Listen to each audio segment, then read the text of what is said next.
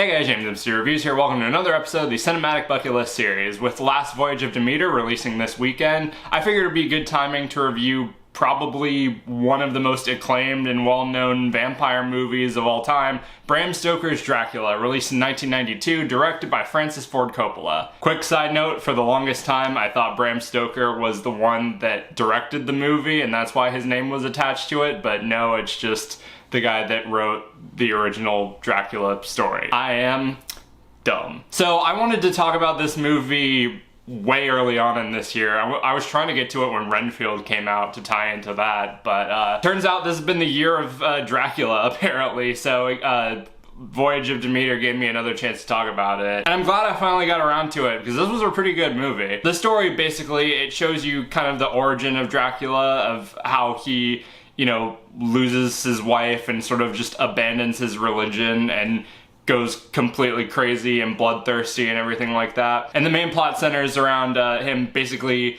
luring and trapping this guy Jonathan, played by Keanu Reeves, in his castle because he finds, he gets a crush on his fiance, played by Winona Ryder, because she bears a striking resemblance to his deceased wife, and basically the people have to stop him before it's too late and she's under his spell and things like that. Going over the positives, first and foremost, the movie looks outstanding. Like, this is one of the most visually spectacular movies that I've seen in a while. It just like oozes with like gothic atmosphere, the sort of the silhouettes, the colors, like it's just so cool looking, and like some of the visual like elements, like some of the scene transitions and like the creative like use of like layers, like overlaying like stuff on certain scenes, and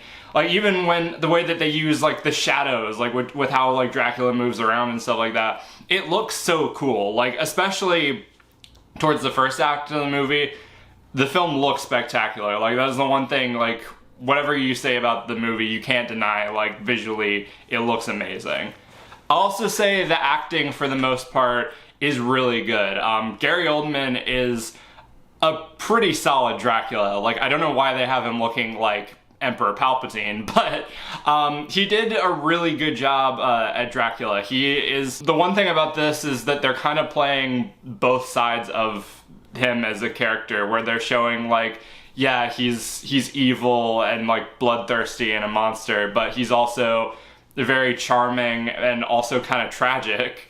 So, and it helps you kind of get invested into his character, because you know his evilness is kind of his own fault and his own undoing, and it makes you feel for him all the more. The makeup as well and practical effects look absolutely fantastic. They do a really good job on Gary Oldman's makeup. He looks really creepy. Winona Ryder is really good. She runs the gambit between like terrified and turned on all at once, and she does really great. The one I think kind of weak link is Keanu Reeves. Like he's not the worst, but I think this was before, you know, this was well before stuff like John Wick and stuff like that, where he kind of like found his footing. I don't know if it was he didn't know how to take direction yet, but it was just, his performance was just kind of like weird. Like some areas were like kind of flat, others were kind of like awkward. The voice that they have him doing like goes in and out. It was weird. Like I said, he's not awful, but he was kind of the weakest link out of this cast. I will also say the film is legitimately creepy. There are a lot of really creepy scenes, the use of the camera work, like I said, the dark shadows, just the sound design alone, like some of the like the faint like cries that you can hear in the background when like Dracula is like talking and stuff like that. It's like, it brings like a chill down your spine. It's really creepy. And like I said, the story isn't just a straight like horror movie either. It does relay a lot of the tragedy of Dracula, and I did think that was a really nice touch. I did have some issues with the movie's pacing. I do think it runs a little like slow, and it kind of goes on a few minutes too long. I do get they want to like build tension and everything like that, but I do feel like it could have been shortened a little bit. There's also, it doesn't really do a good job of like relaying like how much time has passed, and there's a lot of like moments that feel kind of like missing, and stuff just kind of gets resolved out of nowhere. Like there's one scene where Jonathan is talking about how he's trying to escape the castle, and unless I just blinked and missed something, I don't think we ever see him escape the castle.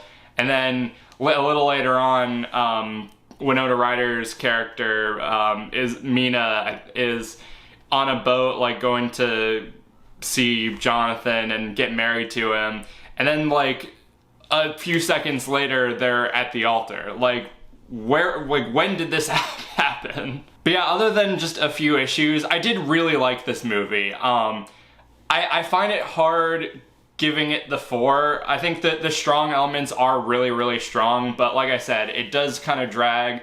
It is very slow paced, and yeah, there are just a few very like odd like choices that kind of bring it down a couple of points, but like I would still highly recommend this movie. I really did like it. I'm kind of sat between a 3.5 and a 4, but right now I'm leaning more towards a 3.5. But anyway, that does it for this video. Let me know down in the comments what you thought of Bram Stoker's Dracula. If you've seen it, did you like it? Did you hate it? And what is your favorite sort of interpretation of Dracula? Let me know all that stuff down below. I've got more videos coming real soon, but until then, be sure to like, subscribe, ring the notification bell so you can stay up to date on when I'm posting. Follow me on all my social media, subscribe to my main channel. Everything you need to know will be in the description. Thank you guys for watching, and I'll see you later.